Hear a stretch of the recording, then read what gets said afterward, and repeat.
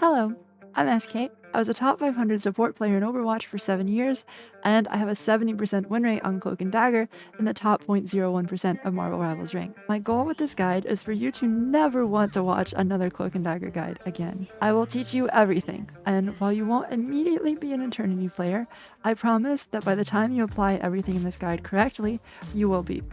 Dagger's left click, or right trigger, yeah, Dagger's left click does quite a bit of healing just by holding it down, and it automatically aims for you. Even if you can't see someone, you can still heal them by bouncing it off of a wall or around a shield. It also does damage, but you would much rather be in cloak form doing damage, so the only time you actually do damage with this ability is if it's an enemy really far away. Its AoE heals in a bubble on a relatively short cooldown, so you can use it pretty liberally. The most common use is to just throw it down at the floor to heal yourself. This is your only way to heal yourself, and your only survivability other than the cloak ability, which we'll talk about soon. It allows you to heal multiple things at once, for example, placing your right click on your tanks and focusing healing on your DPS, or the other way around. It also lets you double heal somebody by placing right click on them and holding left click on them while the right click heals them. I use this ability very frequently, and I almost never save it for anything. I pretty much just throw it off cooldown where I know my teammates are going to be standing for a bit. You can use this ability reactively as well because of how fast it travels. It's really great to pump out a lot of healing on somebody who is very low, especially if you combine it with your left click and your E. It does 45 healing and gives them a 15% healing boost from any source. That means that if you right click and then E and then left click someone, you're doing a ridiculous amount of healing, like 200 or 300 per second. I don't actually know, that's a random number, but it's a lot, okay? It's a lot.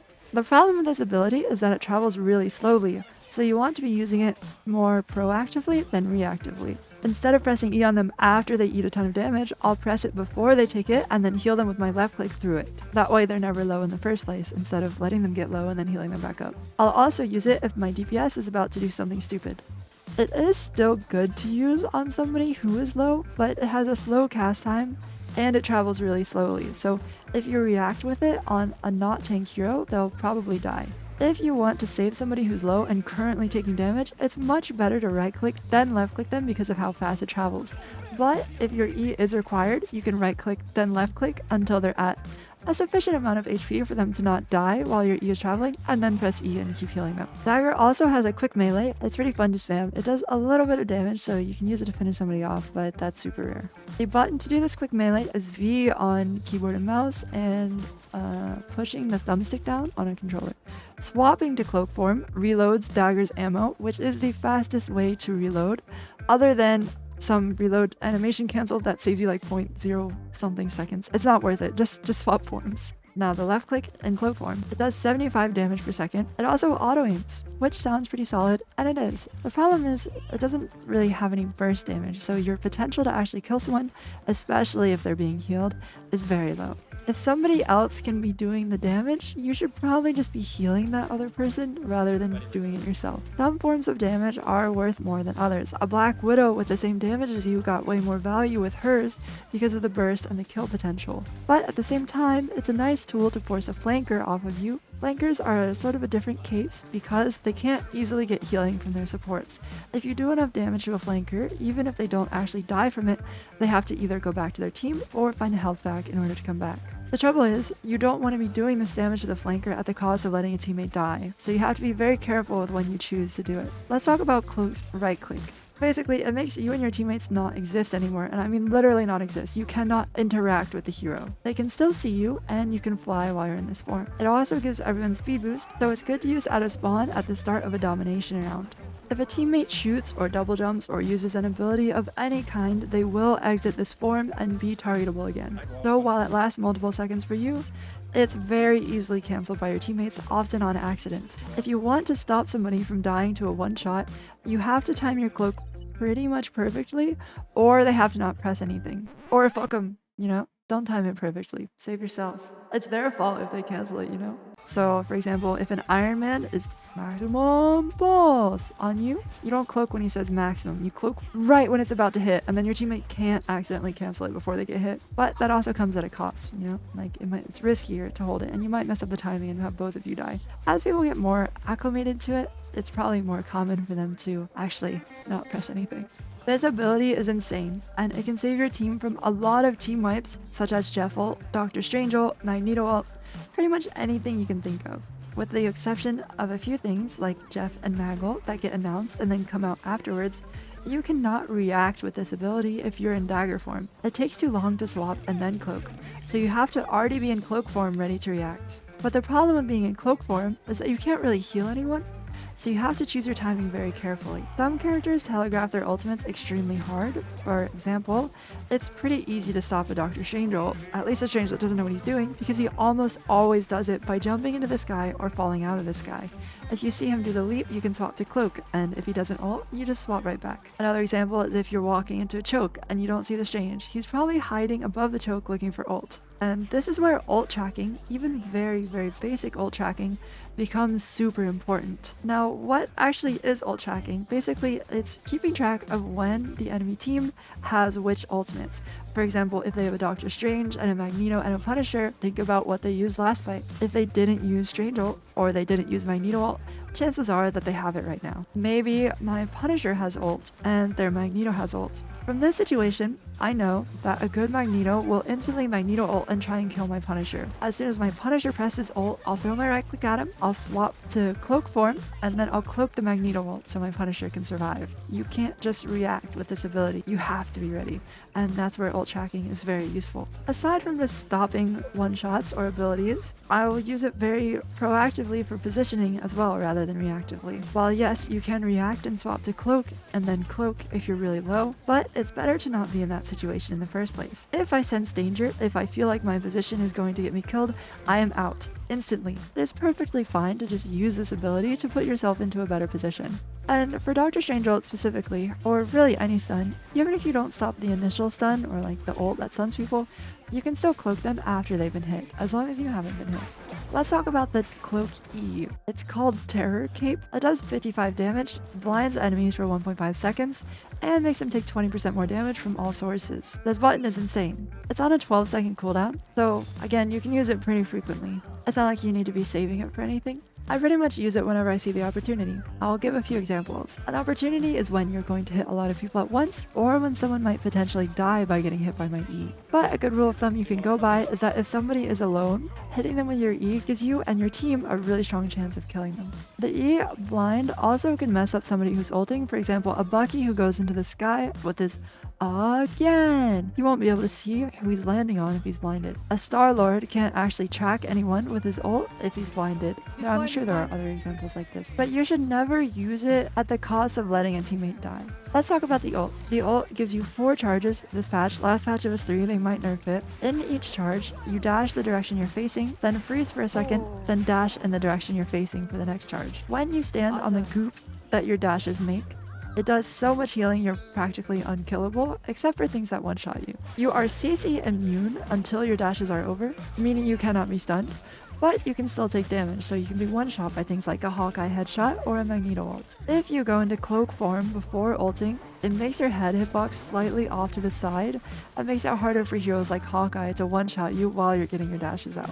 A good Magneto or Iron Man or Namor or Moon Knight will save their ult to kill you when you're doing your dashes because of how easy you are to hit. With the Season 1.5 balance patch, Cloak and Dagger takes 0.66 seconds between every dash instead of 1, so it's much less common for you to die in your ult. You can use your cloak form, or really anything that gives you height, to go as high in the sky as you can and then use your ult. It will still go to the floor and you'll be in the sky while you're using it, making it much harder for those specific ults to kill you. This is only useful when you know that's what they're going to do and that they have the ultimate to do so. It requires too much setup to be practical, otherwise you just can't react to an ult with an ult like this. It takes a lot of setup. So it's a pretty niche tech, to be honest. It's not like you should be doing it for every single one. A big part of not dying to these ultimates is actually down to your team. If you have a Magneto, you should ask your Magneto to save Bubble, or you should ask for your Doctor Strange to block the ult for you. Basically, there's a lot of different ways that your team can help you not die to this, but there's also a few ways that you yourself cannot die to this, so don't be like, oh, I died every single time because my team is new. Whenever you ult, your priority should be to go in the direction that it's easiest for your teammate to actually make it into your ult. For example, in the front line and you ult forward, it's actually going to be really difficult for your teammates in the back line to get into your ult before dying. This is a really common mistake I see Cloak and Dagger players make in the metal ranks. They'll use their ult in a way that makes it really difficult for their team to get into the ult. You want to ult towards your team, and then after your team is inside of it, then you start using your dashes to go the way that you originally wanted to. You really want them inside of this. It's not such an easy thing for them to just run into it. Sometimes they can die before making it into it, so you want to make it as easy as possible for them. Most of the time, this ult is used defensively to counter another ult or to stop a teammate from dying. But don't think that's the only way you can use it. You can also use it aggressively in the right situations. The right situation is when your team has an ult advantage, which is where ult tracking is important again. Basically, if they have no ults at all, or if your ult forces their only support ult out, and then you have a DPS ult that can capitalize afterwards, that's a situation that you would want to use your ult offensively. Or sometimes your team is just getting stuck in a choke and you can't really walk out. In that case, you can just use your ult to go for it, as long as you don't have to save it for anything, which again, is where ult tracking comes in. Another use, if you're going to die and the fight is winnable, you should just use your ult to survive. The one time where this is not worth it is if you're like 4v2 and you dying will not actually change the outcome. Your life as a support is probably the most important on the team, barring somebody who has an ultimate. Using your ult to survive is never a bad thing. If you had to use your ult to survive, there was probably something you could have done to not be in that situation in the first place. So think about how you could have not been in this situation. Let's talk playstyle. You should be focused on healing 99% of the time, even if you're being attacked by a flanker, unless you're completely alone or nobody else is going to die if you attack the flanker back. Basically, if there's a Black Panther diving 4 of us, I am not going to start shooting the Black Panther. I'm going to start healing my other support. As you get better and better, you'll find windows of opportunity where you can and should be shooting somebody because your team doesn't need healing and shooting them gets value. If my other support or one of my DPS and I are getting dove by a Black Panther or any dive hero for that matter, I am not going cloak form and just shooting the Black Panther.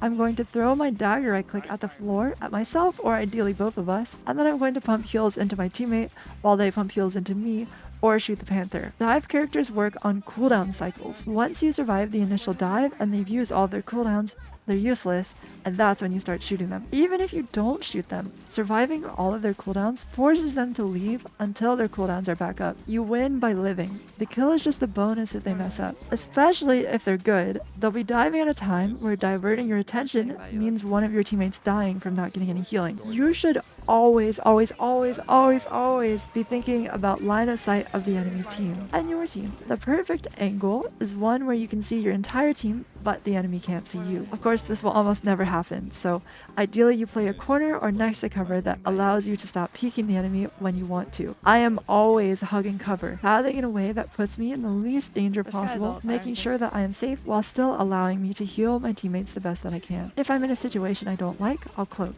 even on full HP, to put myself in a better position. Of course, there's a balance to this. You have to support your team as best you can, so you can't play too safe. It's all about finding the balance between minimizing danger while also maximizing the amount of value that you can get for your team. You'll find this balance with time, and players that do it perfectly are in the highest ranks of the game. One thing I find really helpful when learning a hero is watching very high level gameplay of said hero. For support, streamers like ML7, Kaiji, Aramori, and Karova are great resources for this, and I'll link them in the description. If Twitch streams aren't really your vibe, what I like to do is go to the leaderboard in-game and search through profiles until you find one with a public match history. Even if they don't play the hero you want, you can scroll through their games until you see somebody in their lobby who was playing the hero you want, and then you get to watch a replay of a top 500 playing the hero that you want to watch. Ult tracking. I'm mentioning it again because it's just so important. It's one of the most important parts of this hero and honestly the entire game. Being aware of the enemy team's ults means you're ready to counter them, and you have to be ready in order to cloak things. There are many ults that you just can't react to unless you're ready. You should play to farm your ult as fast as possible. It's one of the best in the game, and it's very easy to farm. Basically, you want to use all of your abilities in a way that gets you your ult as fast as you can. Everything I've said in this guide is designed to do that, so you'll do it passively by following. If you have another support who has a defensive ult, you have to coordinate with them on who is ulting first. I don't like to comp because I'm a woman and people are weird. I hate you right now. So the way I do this without comms is by spamming tab whenever I have a little bit of downtime, so I'm aware of when they have ult. What I like to do is type in chat, hey, if we both have ult at the same time, I will ult first or you'll ult first. And then I spend the entire game pressing tab to see when they have ult if I have my ult, so that I know whether I should ult or not. A double support ultimate can cost you an entire game. It's one of the most costly mistakes you can make. So it's very, very important that you avoid this. Who should you be healing and when? Your other support is your #1 priority. If they die, you die. So you have to keep them alive. Your DPS are very important and your tanks are too. Tanks have a much larger health pool and are less susceptible to instantly dying to burst damage.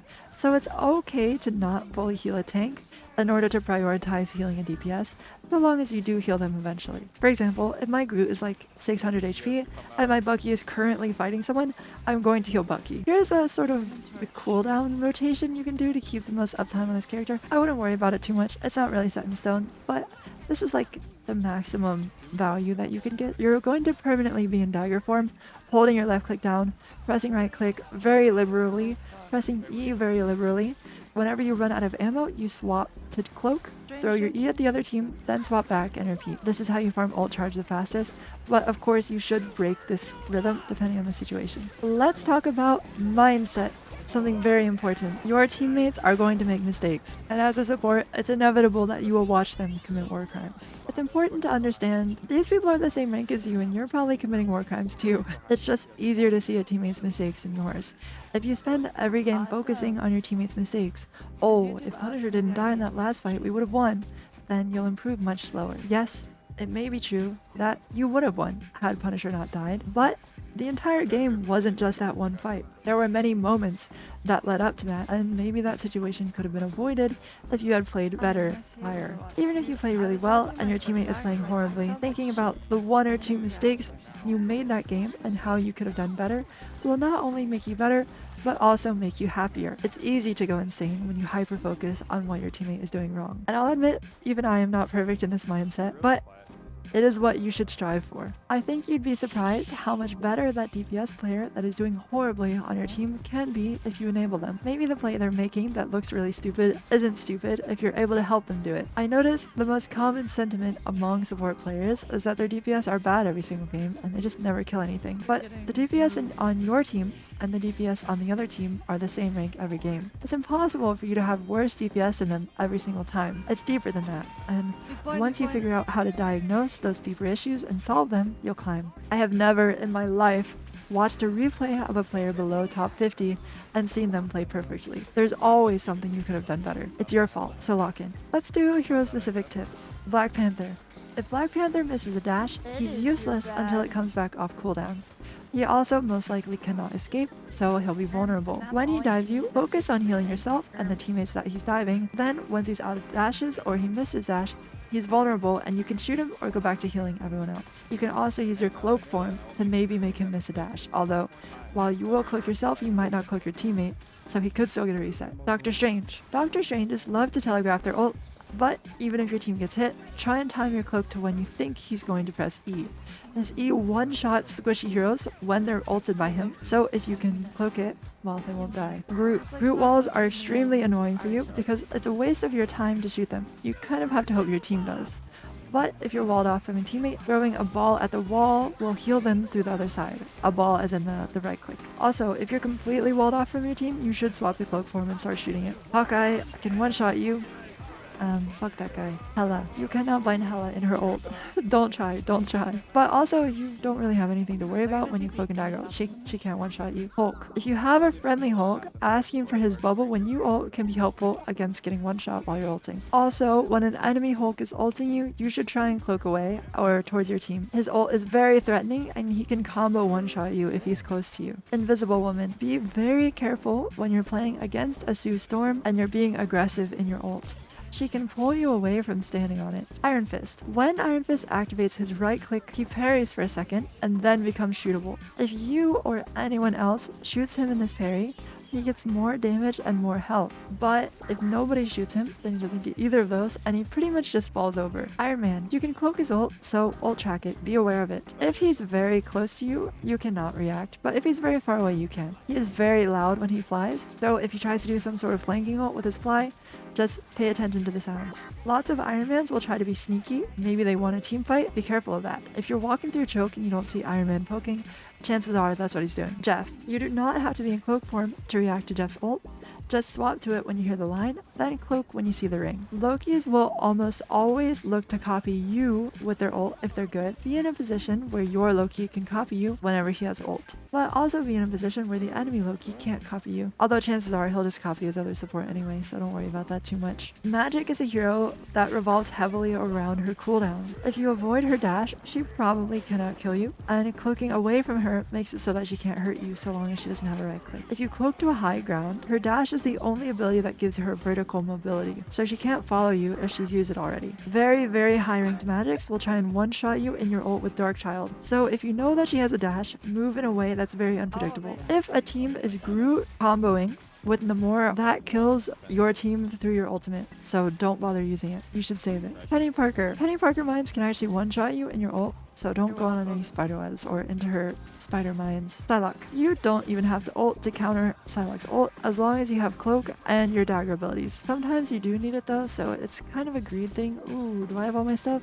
Ooh, is my teammate gonna die? Ooh, I'm gonna be greedy. Or ooh, I'll just use it. You'll figure it out the more Psylocke ults you die to. Scarlet Witch. You can cloak her ult, I guess. Spider-Man. Spider-Man has one combo. If he doesn't kill you with it, he's useless for 8 seconds. Throwing right click at your feet mid combo won't save you because you're being uppercut in the air and you can't get healed from the right click on the floor. It will save you after you hit the ground though. What you can do is swap to cloak and then cloak after he uppercuts you, but you will probably die unless your teammate is healing you. Also, if Spider-Man dies your teammate, just dagger healing them will save them from the combo. Star-Lord. If you purple window Star-Lord when he's ulting, he literally can't see anyone. Storm. A good storm can kill you extremely fast if you're inside of her damage ring, so cloaking out of it before you even take damage is always a good idea. You can survive storm ult with just your bubble and healing on top of it. There's no need to ult, but you should only do this in situations where the other team can't shoot at you while you're getting storm ulted. Otherwise, it's not worth the risk. Punisher. If you have a Punisher and you're against a Magneto, throw your healing ball at your Punisher right before you ult, then swap to Cloak immediately. Their mag will usually ult and try to insta-kill Punisher with it, so you can cloak him to stop it. But you have to have very good timing because your Punisher will be shooting. If Bucky or Wolverine ever steal somebody, healing window that teammate, and then pump as much heals as you possibly can to try and save them. That's it. Subscribe. Or don't.